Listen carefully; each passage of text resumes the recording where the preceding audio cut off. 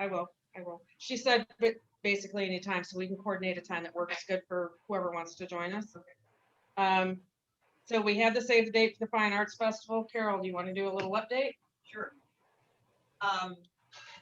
We have preliminary approval of our plan for the Fine Arts Festival from Sarasota County. It is still there are 5 different departments approval has got to go through in order to get our permit. We've gotten through 3 of them. We're expected to get through the other 2 this week, and then we will have our permanent permit for this art festival. The key has been getting through all of the safety requirements. We're happy to do that. We want to keep all our volunteers safe. We want to keep all of our artists safe. We want to keep our food vendors safe. We want to keep the public safe.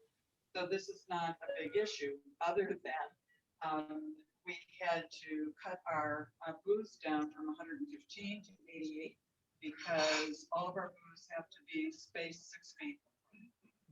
We have to have one-way traffic on Dearborn Street, which means that we've got to have cones set up on the street, and you can go down one way and then turn around and come back the other way. Artists are all encouraged to keep people in their booths at a minimum of maybe two people in their booths at one time. That notification has gone out to all the artists. The artists know that they have to have sanitizer, that they need to have gloves on if they're handling money, and that they are to have masks on themselves. So they know all of that. Some art festivals are actually being uninvited to ever come back to an area again as they did not follow all the safety regulations that they said they were going to follow. We had for our 88 places, we had 94 applicants, some great new artists, which we're really happy about. So Barbie and I were down on Dearborn Street last week trying to figure out how many more booths we could squeeze in, but still maintain all the safety. We will have, for money collectors, we will have buckets with slots on the top. So no money collector is going to have to be taking money themselves unless you want to. We will supply gloves. We will have hand sanitizer throughout the area for all of our volunteers. I've given the volunteer list to Brad, and he will be asking volunteers. Cut our volunteers way back because we do understand that people need to be isolated and they don't want to be volunteers. I feel very fortunate because, as I said, when I came in with a lot of patience and persistence, I was able to get my COVID shot. I feel much better about that. Bill is on the list. He's gotten his first one. So anybody who's over 65 and looking for your shots, make sure that you are as persistent and patient as possible. It will pay off eventually. All of our artists from last year either rolled over or I have sent their reimbursement checks back to them because we are not going to get $185 in escrow anymore. Yeah, it's just absolutely been too confusing. So everything that is on our bank account right now is pure, thank God. One of our artists chosen to get her rollover back because she couldn't participate this year. She sent to take this donation to Rotary. So our artists have been fantastic. They've been very understanding, and it should be a really great show. We're just going to have to figure out some of the logistics. Yeah, and we'll keep everybody updated as we go along with that, because I know it's been a big question for quite some time, but it looks like we're possibly going to pull it off. So the next announcement is we're doing We Love Our Troops mailing in February. For the last few years, we've done this. I do have a list, and I have copies up here if anybody needs them, of some things that you can do. This is one of the boxes that we've packed that's pretty much ready to go. right now, I think we have about 24 boxes that have been collected. You know, it'll be much reduced from what we've done in the past, but it's still gonna make an impact and put a smile on some faces for these guys and ladies that, you know, are still serving, even though we kind of tend to forget because the COVID's going on. You know, they still have all the challenges that they deal with, and they don't get a break from that. So, you know, please pack a box. Let me know. We'll come pick it up if you need to. You can bring it to a meeting.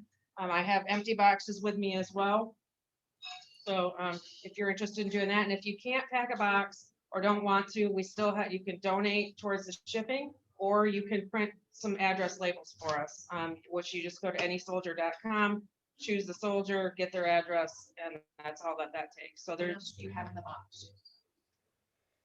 now there's, in this one, there's toilet paper, magazines, shampoo, chapstick. Nice. Yeah. Okay. Yeah. So, you know, it's just various items that we'll pack in these boxes, and we usually try to choose areas where we can send multiple boxes. So we can send, you know, 6 to 8, maybe 10 to one group, and make an impact if they have, you know, 50 to 100 soldiers that they're providing for.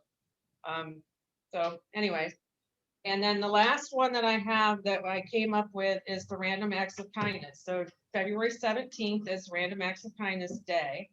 So I designed a fun little activity, a challenge, so to speak, to help make kindness the new normal. So at home, in your office, in your neighborhoods, you know, imagine a world where we can flourish just by being nice, where we can all look out for each other, we all pay it forward, and where there's kindness is the new normal. So by participating in this, you're helping create that world. So if you choose to accept, so Random Acts of Kindness Day, like I said, is on the 17th. And I put out a list in the email that you saw, and it doesn't have to be financial. It can be anything. It can be holding a door for somebody, just doing something nice. But we have been given these cards, and I kind of thought that was kind of fitting to go with this. If you have the opportunity to do something, and it might just be, you know, like I said, buying somebody a cup of coffee or paying for a lunch for somebody, leave a Rotary card. I have a box of cards up there at the table as well, that, you know, they don't need to know who, but, you know, then they know it's the mark of Rotary and us doing kindness. So I have these cards available too, and then there's the other ones up there. And, you know, if you do something, take a cute little photo, video, something, post it on Facebook, post it on Instagram, send it to me. We'll do a little collage and have a little bit of fun with it. And it's not any pressure. It's just a fun activity for something fun to do. We don't have any birthdays or anniversaries this. So with that, with no further ado, I can invite Jennifer to come up and share her story.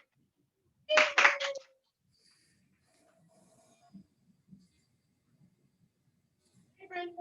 Hi,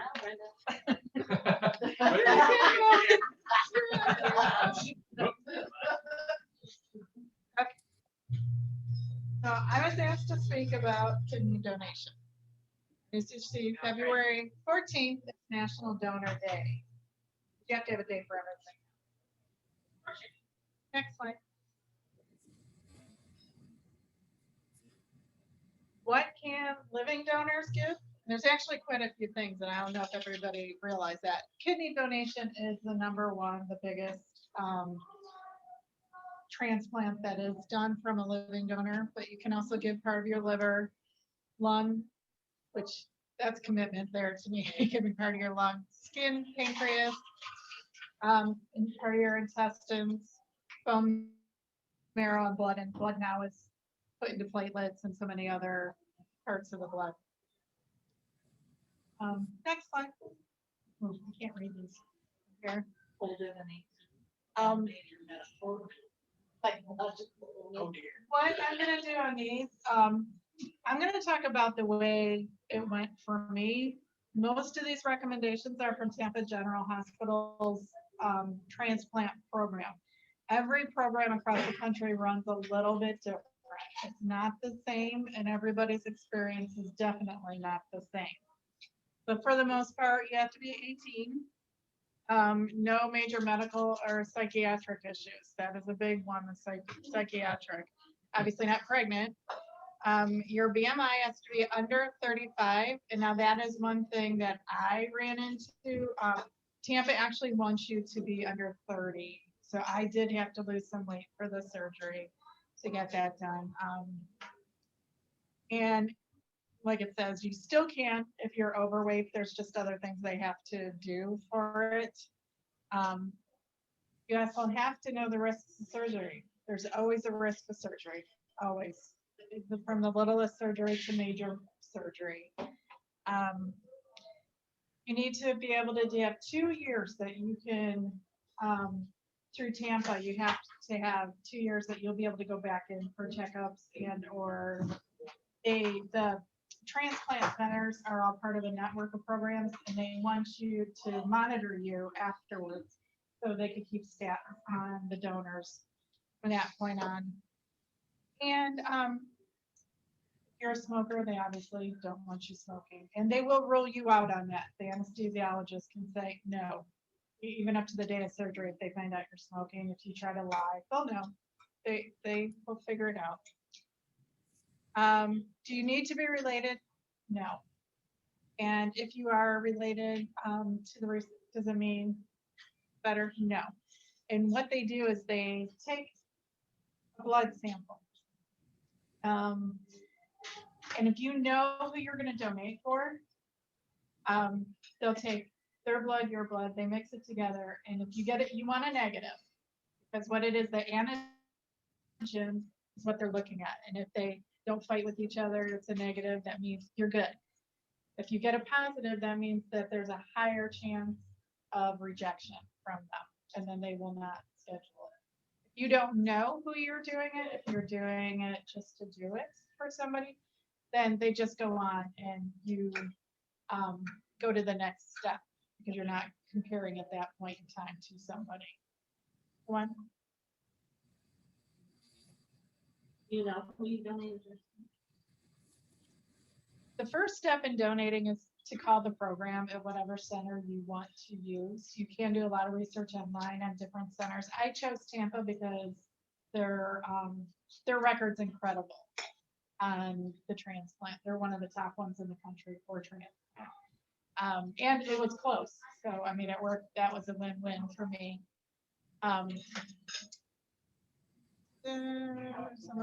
Okay, so what happens is, say I'm going for Alfred and I'm trying to give Alfred a kidney, but we do not match. They can put us in a paired program where I can donate to somebody else that I match to. Their person can donate to, say, Alfred. There are chains of these that will go up to almost 20 people around the country. And there will be kidneys flown around the country during these chains that they'll set up. So that's why I said each situation is so different on how it works with donating the kidney. One. Some of the tests you will take, you'll take many blood tests. I've had so many blood tests last year. I thought I would have lost weight just from that. They'll do 24-hour urine tests, and that's a lot of fun carrying around your urine with you. And it so happened when I did it, I had meetings in the evening and I was sneaking in a bottle of urine. It was a lot of fun. They will go through x-rays and EKGs with you and CAT scans. For the females, mammogram and Pap, those are the only two that are not covered under. Everything else is paid for by the recipient insurance. Those are the only two because they figured you naturally have to get those done all the time anyways, so those you do out of your own doctor and send the results over to the clinic. Everything else will be done at the donation clinic. They really don't want you to get these tests done locally. They want you coming into the transplant clinic because there are specific things that they're looking for on each of these tests. They go through it. Okay. And the purpose to do all these is to see if your kidney's functioning properly. Because obviously, if there's any issues with your kidney, they're not gonna take one of them out. And the psychiatric issues, like I said, I had to talk to the psychiatrist 3 times before donation, and a lot of it is they'll ask you the same questions over and over again, and I did, and I just started laughing at her when she'd ask me the next question, so go through the list, because I'm like, yeah, I know you already asked me, you're just saying if I'm giving the same answer. But they also want to make sure that you're not being coaxed into doing this, that you're doing of your own free will, and you're not being paid to do this, because that is illegal to do. But that's about it. And just, yeah, see if you have any transmittable diseases. Now, AIDS was one that used to be, if you had AIDS, absolutely no. They have started that in some clinics in the United States now, from an AIDS to an AIDS person. And which I think is awesome, because, I mean, so devastating, because a lot of people get it without knowing, or, you know, it's not like you asked to get AIDS, and then you also have kidney problems. That's horrible. So I think it's awesome that they're doing this. All of this will go to your medical review board, and they will determine whether you can move on or not. This is where I vary from the norm. My medical review board in one of my tests found that I had a nodule on my adrenal gland above my left kidney. They, at that point, just told me, no, you cannot donate. So I'm like, it was very emotional for me at that point, because I was all ready, and I knew I knew the name of the person I was going to be donating to at that point in time. So in my mind, I already I felt like I failed him, and his name was Alfred. It really was. And I felt like I failed him, you know, what's going on. So to the nurse, I said, what can I do? Like, I don't know what that means, number one. So they told me I can go to an endocrinologist and have more testing done. That's what I wanted to do at that point, more tests. And this is after 3 days in Tampa getting tests done, and then go through this. So it took me about 2.5 months to get into an endocrinologist, doing a lot more tests to find out. She said most people that have this nodule are born with it, die with it, never know they had it. It is, she said, the percentage that ever become cancerous or do anything is so minute. She goes, no. So she filled out all this paperwork, sent it back up to Tampa, and everything just fell in place. I called on a Wednesday to let them know they're getting the information. Friday was the review board, and if she didn't get the information Friday morning, and she said, I was walking, and you get a like a representative to speak for you up at the program. And she said, I walked by the fax machine and all your paperwork came in as I was walking into the review board. She said, I took it in, and they're like, she's clear to go. The problem was at that point, Alfred could no longer receive it, which I'm not allowed to know any of his medical information. That either means his kidney was so bad that he could not receive one, or it could mean that he has chosen not. Either way, broke my heart again. So then I just decided to do it to whoever needed the next person on the list that needed it. How did you get Alfred? The reason I knew about Alfred was because at work I went into the office and I asked Doug, who owned Mike Douglas Plumbing. He has had a kidney transplant, and I asked him, what was it like? What were the stages? How did you feel afterwards? I told him I wanted to do this. I missed it, man. But he said, what? You're doing what? And he just lost. He was flipping out. Here's the phone number to my nurse, because you're assigned a nurse for the rest of your time, pretty much as a transplant patient. Here's my nurse. Talk to my nurse. She might know people, blah, blah, blah. Well, she knew this gentleman, Alfred, and he was in his 60s. And she said, he's the guy in the dialysis clinic that would walk in and get everybody smiling. No matter how down people are, because it's hard going through diet, very hard. Mentally, physically, it is hard. And she said every day he comes in with that smile, getting everybody to laugh and joke. So I thought, what about a great person to do this for? So it really hurt me not being able to do it. But in the surgery date at that point, that's why I said it changes. If my original surgery date was supposed to be December 11th. I went in December 18th, and the reason being when those paired situations where it was this one's going to this person and all around, if there's one of those scheduled, they get priority on the surgery. They get in there and everybody else's surgeries get bumped if you're doing a one-to-one type of thing. So there was a paired, which made me happy. I was okay with being bumped because now I know that there's multiple people getting kidneys on the same day. So that is why I said it kind of depends. And they're very, if I wanted to wait a month or two to get the surgery, they would let me wait a month or two. It really just depends on what you want. They're very accommodating up there for that. The surgeries are done almost all laparoscopically. There is one clinic now that does it with a robot. It's kind of a tester thing at this point in time, but laparoscopically, and I will say it was a little over a year ago, the incision for the kidney to come out is about this long. You can't see it at all right now. It's just faded totally away. There's 3 little holes on my side that you can see that are about that big, and that's it. I mean, that's the biggest, yeah. That's the biggest scarring, and part of going through the psychiatrist, you have to they want to know that you are not going to be upset that you have scars on your body, because I guess that's an issue for some people. I told them my modeling career is pretty much over at this point. I was okay. The scars weren't going to do anything. And of course, you'll be giving anesthesia and pain meds for the surgery and afterward. So next slide. The day of the surgery, afterwards, once, because you are cathetered, everybody is catheter coming out of the surgery. Once they take the catheter out, they're like, and start walking. I mean, that's first thing, getting up, moving. And with most surgeries, they try to do that. The person who receives the transplant, even if you know the person, they are not on the same floor as you. You're on 2 different floors.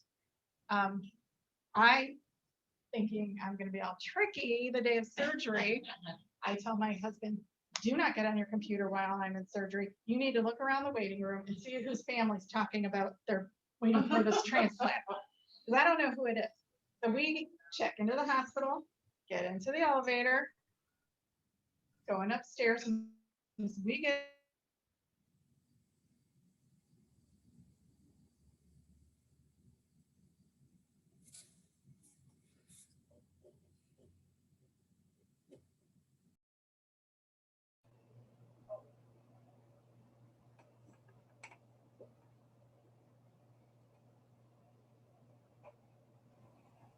We might have lost them.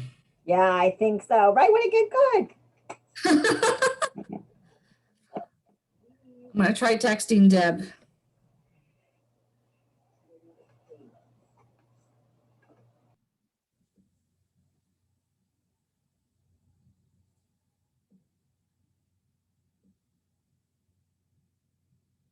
It looks like they were having connection issues from the beginning.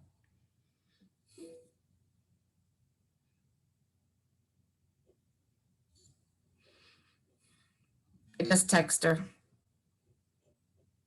Oh, there she is. She's on mute.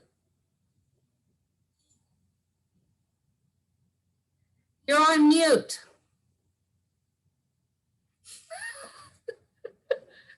We lost our connection. Okay, that's what I figured. So it takes about 4 to 6 weeks to recover afterwards. If you're doing a desk type job, I would say about 4 weeks you could be back at work doing it. If you're physical labor, I would say wait at least 6 weeks. You do have in that, I call it my kidney hole. In my kidney hole, and to this day, I will get little twinges. And they told me that happens. It's the nerve endings that are just sitting in there saying, whoa, wait a minute, what's going on? It's nothing painful, not as far as that goes.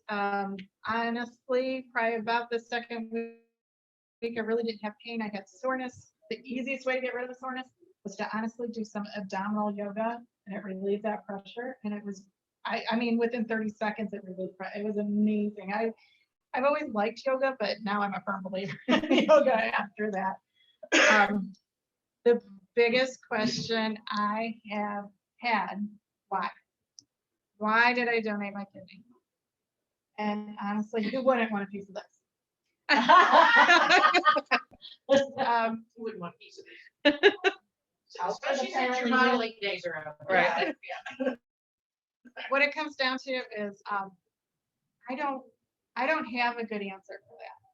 It's just kind of, I think, kind of appalling that years ago, I had seen documentaries on transplants, and that just blows my mind that you can even do that. Like, that is, like, who volunteered to be the first one, like, That's true.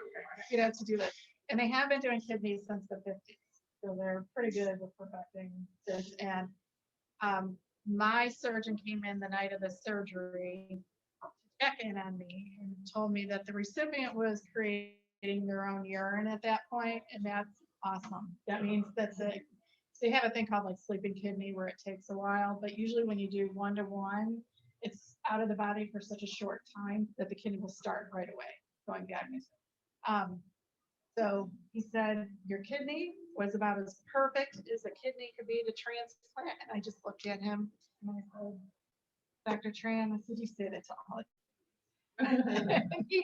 he was laughing because he's a funny kind of guy. He makes you feel real comfortable with it. But all in all, because I did not know the donor, it's up to me to tell my coordinator I want to meet them, and for them to tell their coordinator they want to meet me. Then they will set something up between us to however we want to do it. Like if we say, let's meet in McDonald's, let's meet, at the transplant center, they'll give us a place. I have not heard from my recipient. I do not know who had mine. Statistically speaking, I will say it's probably a minority because the minority group needs kidneys more than anything else. And the least amount of people that donate are minorities.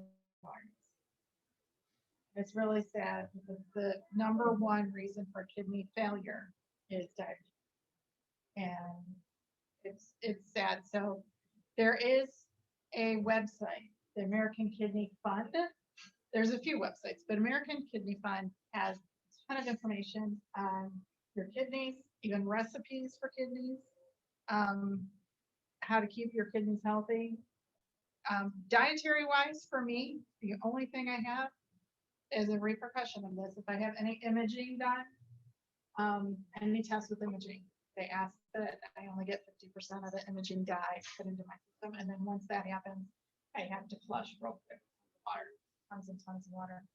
I'm supposed to drink a lot of water and low protein, very low protein diet, which is kind of hard because I'm a meat eater. So be careful. This is my thing. Be careful for all you that think that keto is so great and all of that, because the first thing they told me when I went into the transplant clinic, you're on keto, stop. Because that's way too much. You're overworking those kidneys with all that protein coming through. So outside of that, I have no real lifelong, that my statistically speaking, I should live longer than the average person. And it's not because I donated a kidney, it's because your health has to be at such a high level to donate a kidney that you're in the top range for healthy. Any questions? What's giving up next? Okay, that's a good question, because I do want to donate part of my liver. And there's only about, I think, 4 clinics across the country that will do a liver after kidney. And that's a little more invasive on the body. The recovery time's a little longer, but within a year, your liver's growing back. That's fun, yeah. Yes, I would like to do that. Now, working for Doug, that, I know not encourage that, but it's been in the back of your mind. And Doug, that was like something, stimulus for you forward with. Yes, and everything worked out. He paid my salary through the whole time period. And the other thing with the surgery, up until the moment that you are being wheeled into that, I don't want to do this. Anyway, I mean, that's the first thing they say, are you sure? Every time I had to go to the clinic, are you sure you want to move in? And that's part of the psychological side of it, that they want to make sure you really know what you're doing. But Doug did help me out. He was very good with that.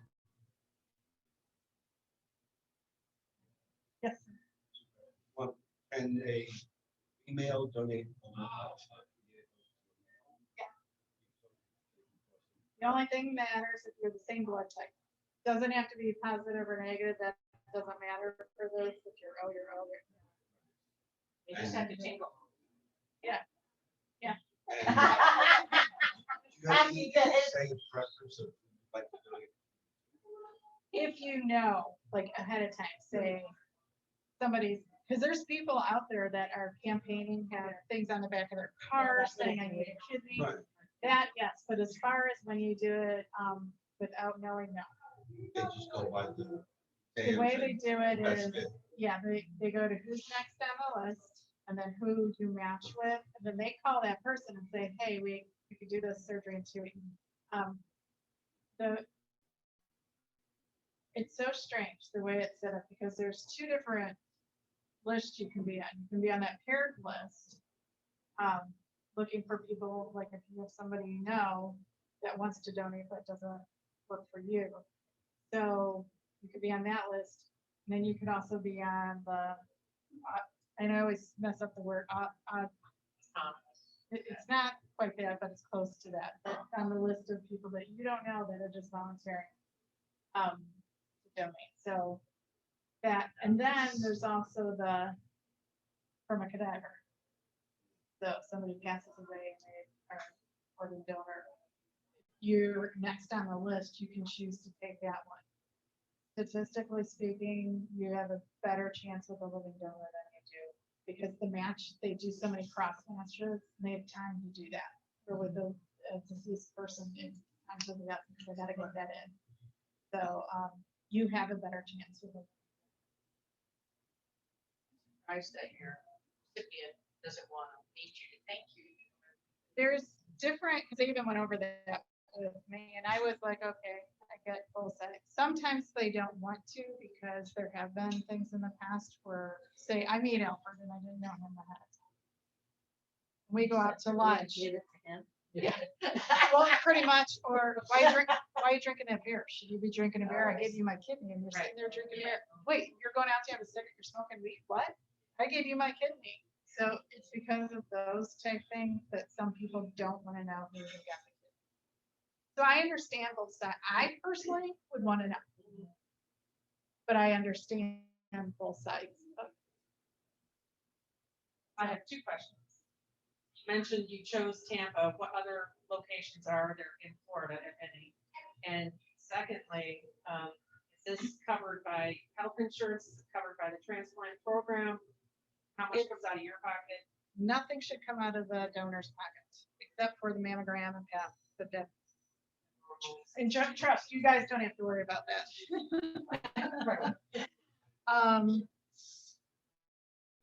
Nothing else, everything else comes from the recipient's insurance. So like me not knowing who I gave it to, Tampa set, and this is one good thing, Tampa sets that all up. I don't ever see the name of the person whose insurance. The blood work and the urine tests are right down the road here, and it's all in on, like, I give them my ID, they know who the insurance is, they don't say anything about a name or anything, and that's the only thing locally done is the urine and the blood are done. The rest of those testing. But yeah, so no money out of your pocket. How long is the whole process? Your first date, first call. The first contact with the center was, I think, in February last year, February, March. I had we call it like the big day, going to the clinic for 3 days to have all the testing done. That was in April, and that's when, right after that, I was denied. And it took me to mid-July to get into the endocrinologist. And it took another week, no, 2 weeks from that for Tampa to say, yes, I can come back in the program. And then they did some odds on that. And then some more testing since I timed out, and I had to go get another mammogram done because they found it within a year. Because of that time period, I had to go wait and get that done.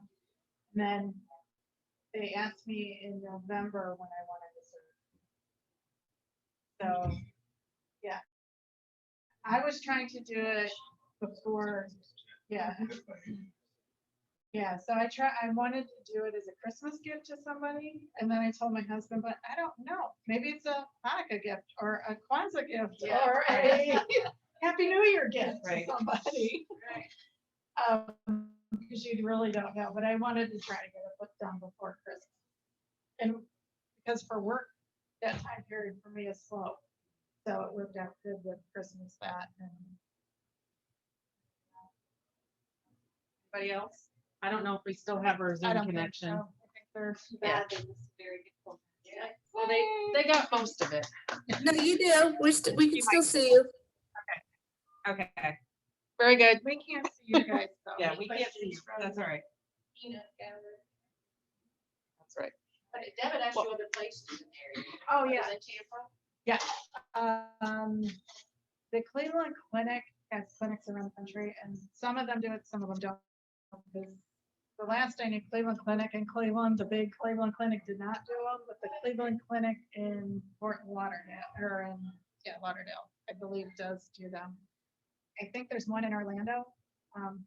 After I started seeing the stats for Tampa and how close it was, I'm like, oh yeah, no, we're going to Tampa. Mhm.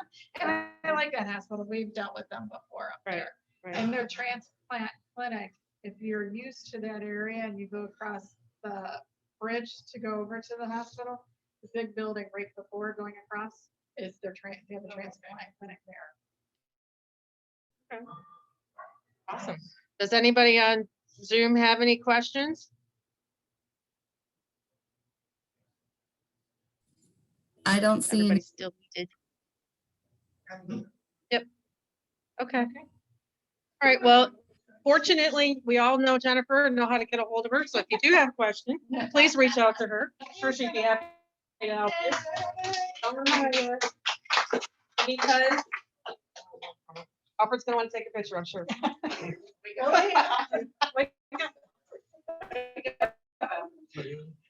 So for your appreciation for your presentation, we would present. Exactly, so that goes in your repertoire of your giving. Oh, and give lunch to people. They need it bad. Yeah, thank you, Jen. And good thing you did it when you did it. So that, does that change? Yeah, I will just say on that, they consider transplant. So, oh, there's one more thing, another stat. An average of 12 people die a day on the wait list. Wow. Just our country, so worldwide, there's a lot more.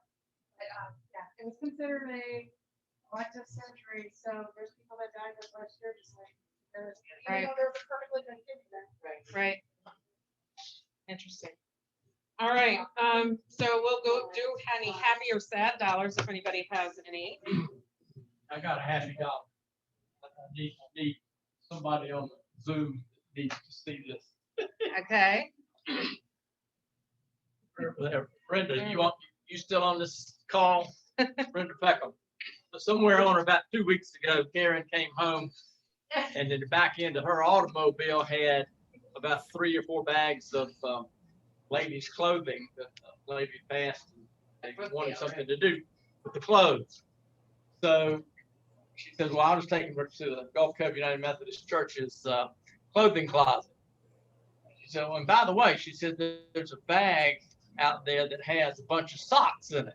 And apparently, Rudy her husband had more socks than any more than a lot of have. So Brenda threatened it, and said, you got to clean up this stuff. And so he had this bag. So he went through and he's putting all these socks in the bag. And it said they're perfectly good because she said it got to be about 75 pairs, and he's got like another 100, on top of that. So I said, well, that's cool.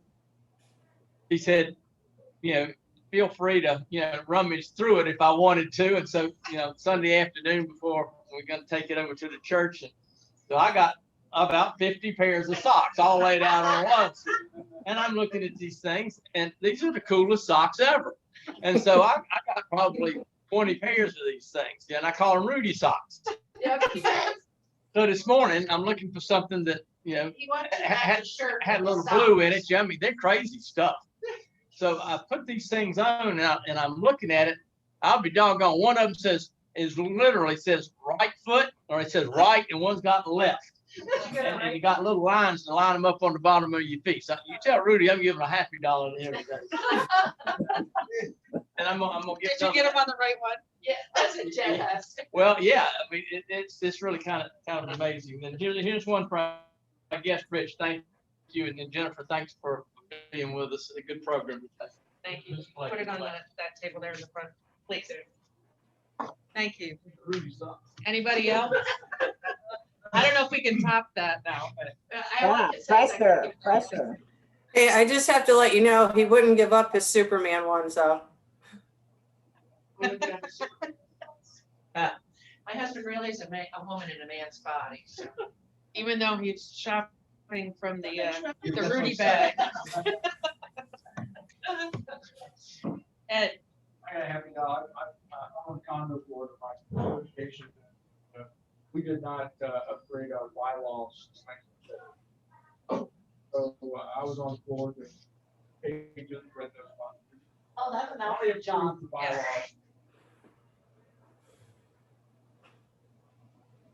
That 74? Perfect. I goes on Cape Bays. When I first looked at it, I thought, never changed this. Never. yeah, when he told me a couple of them, I was like, I'm surprised anybody will buy it. Yeah, really? Yeah. Tony, I just wanted, Tony's just happy. Yay. Why do I have to have a reason? No, absolutely not. I'm actually happy to see Carol and Christina in person. I agree. Welcome back, everybody. Yeah. Well, I know not everybody yet, but it is nice to get back. I will put in one for my travels this past weekend. We had a great time. We were very safe, and the plane had 40 passengers on it, so we basically had the back half of the plane to ourselves. Is that Allegiant?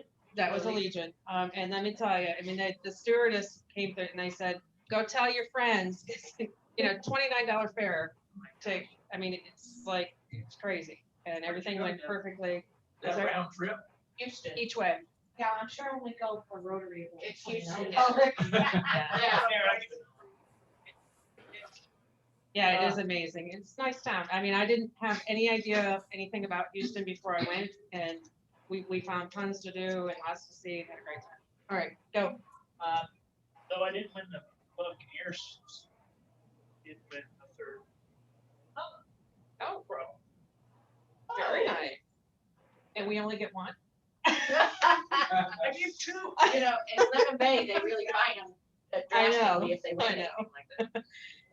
All right. I know Taipei was canceled. Correct, yeah, they've taken that virtually now. Okay, I wasn't looking.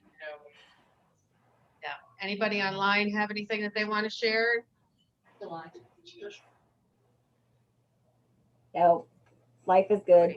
All right, so the one last thing I want to remind you of is we started a week and a half ago, 2 weeks ago, I think it was, with Brenda's Rocket Out thing for Rotunda. Please, if you want, it's just something fun to raise money. We are one of the beneficiaries along with Meals on Wheels. And we won't generate a lot out of it, I'm sure, but every little bit helps. And it's just something fun to do. So go on and check that out. I think she has it on Facebook, on their website. I also put it out there through a couple emails. Sign up online or do you have to send it to Brenda? Do you have a link on your Facebook event that they can sign up at, or is it just the form? Yeah, there's a link there that brings up the form and then they can send it over. I do have flyers. I can send everybody a flyer if they want to send it to other people and stuff too, because I mean, honestly, we need to start promoting it because it's just a couple weeks away and I haven't heard anything. And so, yeah, need some help promoting it to help us. Absolutely. Thank you. Well, we'll try to do that. Anything else? Anybody have anything else they want to share? Any announcements before we do 50-50? Who did not buy a ticket? Christina, did you buy a ticket?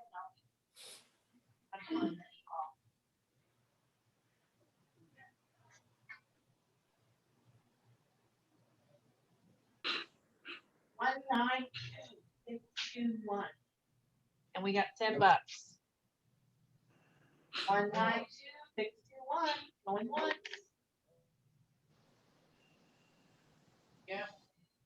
Like the only one who's still looking. That's awesome. Congratulations. You buy yourself a drink at the end. Not yet, now you're even, you bought your lunch back. All right. You sure do. All right, so I have one other ticket I'm gonna draw for. And that is for our Valentine for the day. So we have my little flamingo Valentine today. Oh, had I known, I would have bought. 192,616. There we